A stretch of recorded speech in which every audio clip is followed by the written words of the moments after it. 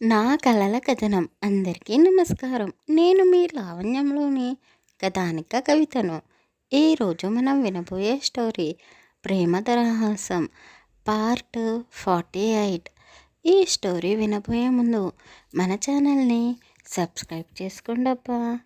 తులసి, కీర్తి వరుణ్తో కలిసి కాలేజీకి వెళ్ళగానే షాన్ బాధపడుతూ అంటే తులసికి నాతో మాట్లాడడం ఇష్టం లేదా, అసలు ఆ రోజు ఏం జరిగింటుంది అని బాధపడుతూ ఆఫీస్కి వెళ్ళాలని లేకున్నా ఇంట్లోనూ ఉండలేక ఆఫీస్కే వెళ్తాడు. తన క్యాబిన్లో కూర్చొని ఆ రోజు ఏం జరిగిందా అని గుర్తు చేసుకుంటూ అతని కళ్ళు సీసీటీవీ ఫుటేజ్పై పడగానే ల్యాప్టాప్ ఓపెన్ చేసి ఆ ఫొటోస్ని చూస్తూ ఉన్నాడు. అందులో జరిగిందంతా చూసి బాధపడుతూ వెంటనే ఆ ఫుటేజ్ని డిలీట్ చేసి, తులసి, నేను చాలా బాధ పెట్టినట్టున్నాను, నా ముఖం నీకు ఎలా చూపించాలి అని బాధపడుతూనే ఆమె కాలేజ్ వద్దకు వెళ్ళాడు. అక్కడ ఆమె లేకపోయేసరికి నేరుగా ఇంటికి వెళ్ళాడు.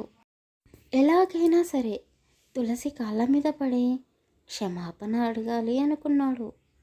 ఇల్లంతా వెతికి చూసినా ఆమె ఎక్కడా కనిపించకపోయేసరికి నేరుగా నాజిమా గదిలోకి వెళ్ళి తులసి ఎక్కడా అని అడిగాడు.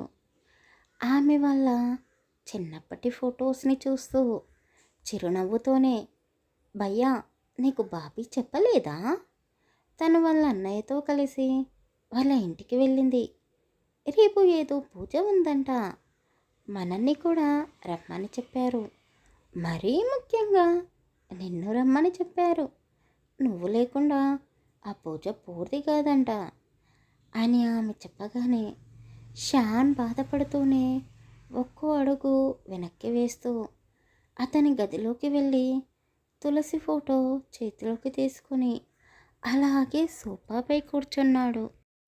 తులసి, నువ్వు నా గురించి ఆలోచించి నేను దైవంలా నమ్మిన ఆ మనిషి గురించి నిజం చెప్పాలి అనుకున్నావు, కానీ నేను నిన్ను తప్పుపట్టాను.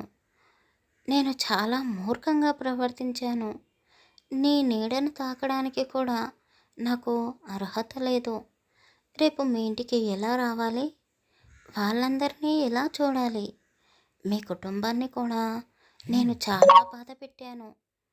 అసలు నేను ఎవరి ప్రేమను పొందడానికి అర్హుడిని కాదు అని బాధపడుతూనే ఆమె ఫోటోని చేతిలో పట్టుకొని అలాగే వాలిపోయాడు. పని వాళ్ళు ఎంత పిలిచినా అతనికి ఆకలిగా లేదని గదిలో నుండి బయటికి రాకుండా ఉన్నాడు. నాజీమా వీడియో కాల్ మాట్లాడుతూ షాన్ గదిలోకి వెళ్ళగానే ఆమె మాటలు విని సడన్గా పైకి లేచి నాజీమానే చూస్తూ ఆమె వెనకాలే తిరుగుతూ ఉన్నాడు. అయ్యో బాబీ, ఎక్కడ పెట్టావు, సరిగ్గా చెప్పు, ఇంకా ఇక్కడిక్కడ వెతకాలి అని నాజీమా అడుగుతూ ఉంటే తులసి తల పిక్కుంటూ, అయ్యో, అది తెలియకనే కదా ఇక్కడ జుట్టు పీక్కుంటున్నాను, ఎక్కడ పెట్టానో మర్చిపోయాను.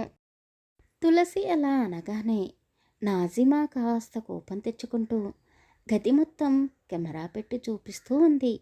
బాబీ, ఇప్పటికైనా గుర్తుకు వచ్చిందా, ఎక్కడ పెట్టావో అని అడగడంతో తులసి ఫోన్నే చూస్తూ గుర్తుకు రావడం లేదు, నేను గుర్తు తెచ్చుకొని మళ్ళీ చేస్తానులే అని ఆమె అనగానే నాజిమా తులసిని చూస్తూ ఆమె వెనకాల ఉన్న షాన్ని చూస్తూ, బాబీ, నువ్వు అన్నయ్యను చూడాలని ఫోన్ చేశావా అని అడగగానే తులసి అవును కాదు అన్నట్టుగా తల అడ్డంగా ఊపుతూ, అదేమీ కాదు, ఎందుకలా అనిపించింది నీకు అని దబాయిస్తూ అడగగానే నాజిమా నవ్వుతూ, అదేమీ లేదు, ఇక్కడ మా భయ్యా కూడా నా వెనకాలే తిరుగుతూ నిన్నే చూస్తున్నాడు, అక్కడ నువ్వు కూడా నా వైపు చూడకుండా మా భయ్యా వైపు చూస్తున్నావు, మీరు ఫోన్ చేసి మాట్లాడుకోవచ్చుగా,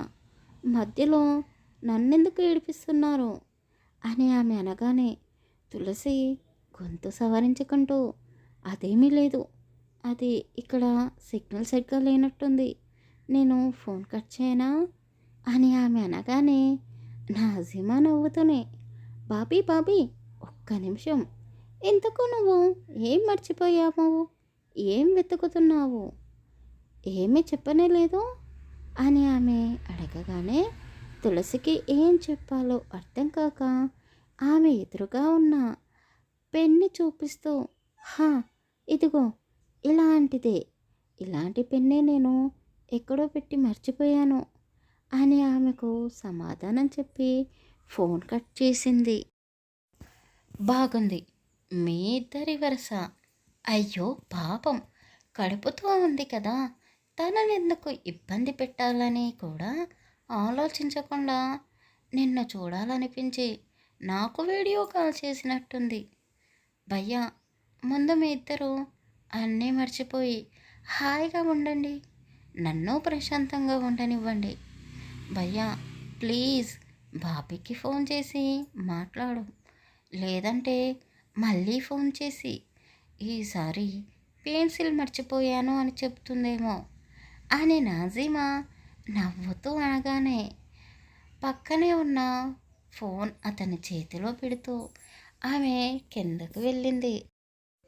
షాన్ ఫోన్ చేతిలో పట్టుకొని తులసికి ఫోన్ చేయాలా వద్దా అని ఆలోచిస్తూ కిటికీలో నుండి ఆకాశం వైపు చూస్తూ ఉన్నాడు.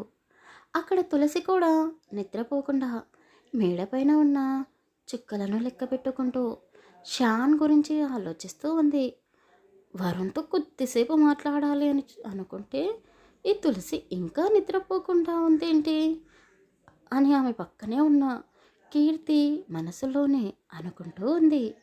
వరుణ్ కీర్తి కోసం పైకి వచ్చి తులసిని చూసి కంగారు పడుతూ, ఇది ఇంకా పడుకోలేదా రాక్షసి, మమ్మల్ని ప్రశాంతంగా ప్రేమించుకోనివ్వకుండా చేసింది ఏంటి, అసలు ఈ షాన్ ఏం చేస్తున్నాడు, దీనికి ఫోన్ చేసి ఉంటే ఫోన్లో మునిగిపోయి ఉండేది కదా అని అతను కూడా తులసిని తిట్టుకుంటూ ఉండగా తులసి కన్నులు తిప్పకుండానే, ఏంటి ఇక్కడ ఉన్న మీ ఇద్దరు నన్ను తిట్టుకుంటున్నట్టున్నారు అని ఆమె అనగానే వరుణ్ నవ్వుతూ వాళ్ళ ముందుకు వచ్చి, ఏంటి తులసి, ఏం మాట్లాడుకుంటున్నారు ఇద్దరు అని అనగానే తులసి వాళ్ళిద్దరినీ చూస్తూ, ఇక ఆపండి, మీ గురించి నాకు ఎప్పుడో తెలుసు, ఇంకా నటించకండి అని ఆమె అనగానే ఇద్దరూ కంగారు పడుతూ, మామనుకు మా గురించా, మా గురించి ఏం తెలుసు, మేమేం చేశాము అని ఏమీ తెలియనట్టుగా ఉండడంతో తులసి వాళ్ళిద్దరి వైపు కోపంగా చూస్తూ, మీరేమీ చేయలేదు, నేనే చేయాలి, మీ ఇద్దరి పెళ్ళి రేపు పూజ పూర్తి కాగానే పెద్దవాళ్ళకి మీ గురించి చెప్తాను, అప్పుడు వాళ్ళే చూసుకుంటారులే అని చిలిపిగా వాళ్ళని ఆట పట్టిస్తూ వాళ్ళిద్దరినీ ఏకాంతంగా వదిలేసి ఆమె కిందకి వెళ్ళిపోయింది. ఆ రోజు రాత్రంతా తులసి గురించే షాన్ ఆలోచిస్తూ సూర్యుడి కోసం ఎదురు చూస్తూ ఉన్నాడు. తులసి కూడా పెళ్ళైనప్పటి నుండి షాన్ని వదిలి ఒంటరిగా ఉండలేక అతని గురించే ఆలోచిస్తూ రేపటి సూర్యుడి కోసం ఎదురు చూస్తూ ఉంది. వాళ్ళు ఎదురు చూసినందుకు ఏమో ఆ రోజు సూర్యుడు కాస్త తొందరగానే రావడంతో తులసి వాళ్ళ ఇంట్లో హడావిడిగా పూజ పనులు మొదలుపెట్టారు. తులసి షాన్ వస్తాడు అన్న ఆనందంలో ఎంతో అందంగా రెడీ అయ్యి అతని కోసం ఎదురు చూస్తూ ఉంది. ఆమె ఎదురు చూస్తున్నట్టుగానే అత్తగారి ఇంటి కార్ సౌండ్ రాగానే తులసి సంతోషిస్తూ వెనక్కి తిరిగి గుమ్మం వైపు చూస్తూ ఉంది. నూర్ బేగం నాజీమా ఆమె భర్త ముగ్గురే రావడంతో తులసి కాస్త దిగులు పడుతూ వాళ్ళని పలకరిస్తూ సైలెంట్గా పూజలో కూర్చుంది. షాన్ ఎందుకు రాలేదు? ఏ పూజ మన ఇద్దరి కోసమే అని ఆ రోజు అమ్మ వాళ్ళు చెప్పారు కదా. నా కోసం కాకపోయినా వీళ్ళను బాధ పెట్టకుండా ఇక్కడికి రావచ్చు కదా అని మనసులోనే అనుకుంటూ ఉంది.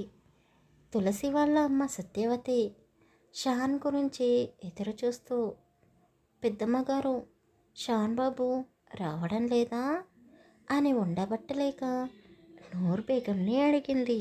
ఆమె కూడా కాస్త దిగులుగా ముఖం పెట్టి, ఏమో అమ్మా, మాతో అయితే ఏమీ చెప్పలేదు. తులసి, నీకు వాడు ఫోన్ చేయలేదా? నువ్వు వాడికి ఫోన్ చేయలేదా? వాడు మాకంటే ముందే బయలుదేరాడు. ఇక్కడికే వచ్చాడేమో అనుకున్నాము. వాడు ఇక్కడికే రాలేదు అంటే ఆఫీస్కి వెళ్ళాడా? పూజ సంగతి మర్చిపోయాడా? తులసి, ఒక్కసారి ఫోన్ చెయ్యమ్మా అని నోరు బేగం అనగానే తులసి కంట్లో కన్నీళ్లు తిరిగాయి. అంటే బావ నిజంగానే మర్చిపోయాడా?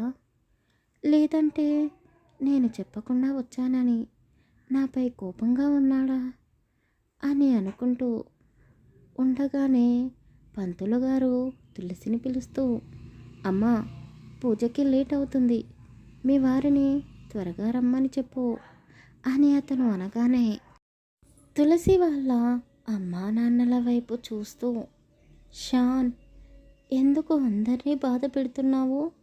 ప్లీజ్ ఇక్కడికి రావా అని అనుకుంటూ ఉండగానే షాన్ ఫోన్ మాట్లాడుతూ అక్కడికి రాగానే తులసి మెరిసిపోతూ ఉన్న కళ్ళతో అతన్ని చూస్తూ, అమ్మయ్య, వచ్చేసావా అని సంతోషపడుతూ ఉంది.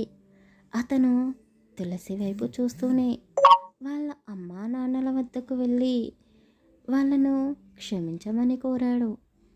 అయ్యో షాన్ బాబు, ఇందులో నీ తప్పేముంది?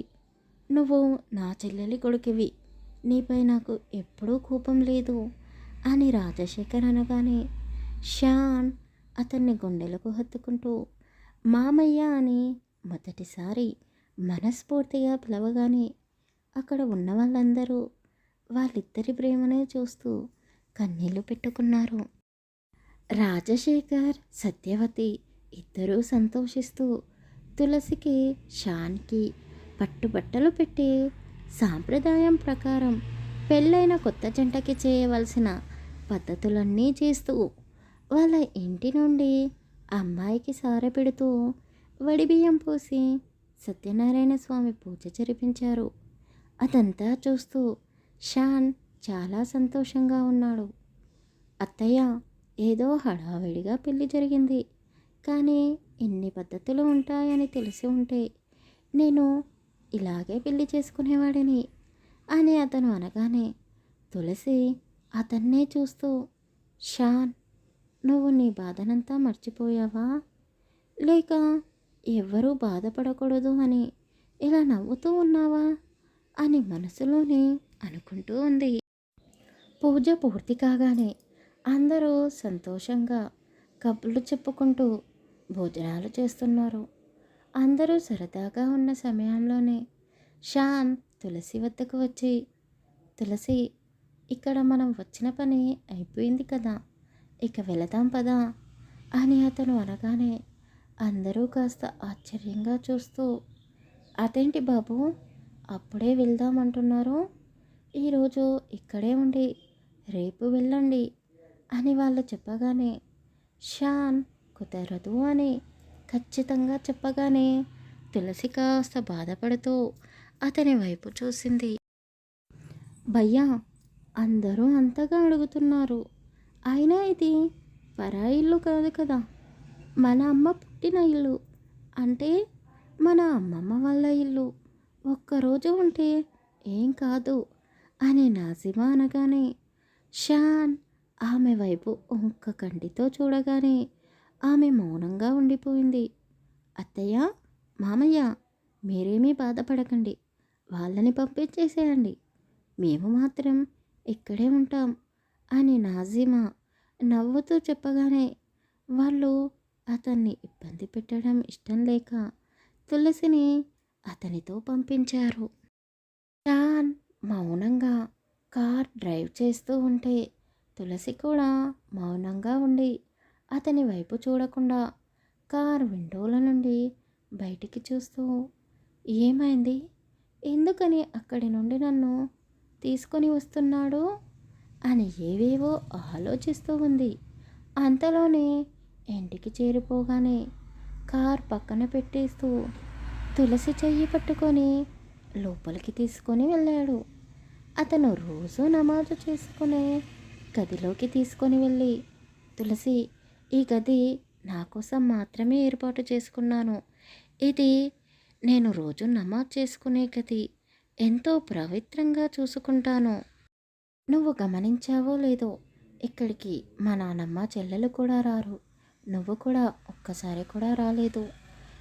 ఇంత పవిత్రంగా చూసుకునే ఈ గదిలో నిన్ను ఎందుకు తీసుకొని వచ్చానో తెలుసా? నిన్ను నేను ఎంతగానో ప్రేమించాను. ఎంత అంటే అది మాటల్లో చెప్పలేను. నిన్ను బలవంతంగా పెళ్లి చేసుకున్నాను. కానీ నువ్వు నన్ను ప్రేమించకపోయినా పర్వాలేదు, నిన్ను చూస్తూ గడిపేయచ్చు అనుకున్నాను. అందుకే నువ్వు చూపించే కోపాన్ని కూడా ప్రేమించాను. నిన్ను ఒక గాజు బొమ్మలా, ఒక గులాబీ పువ్వులా చూసుకోవాలి అనుకున్నాను. కానీ ఈ రోజు నీ ముందు నేను నిలబడడానికి కూడా భయపడుతున్నాను. నన్ను క్షమిస్తావా అని ఏడుస్తూ తులసి కాళ్ళ మీద పడగానే ఆమెకు ఏమీ అర్థం కాక అతని నుండి దూరం జరుగుతూ ఆశ్చర్యంగా అతన్నే చూస్తూ ఉంది. తులసి, నేను ముట్టుకోవడం నీకు ఇష్టం లేదా? నీ కాలి గోటికి కూడా సరిపోనా అని అతను ఏవేవో అంటూ ఉంటే తులసి అతనికి దగ్గర తీసుకుంటూ, బావా, ఎందుకని ఏదేదో మాట్లాడుతున్నావు?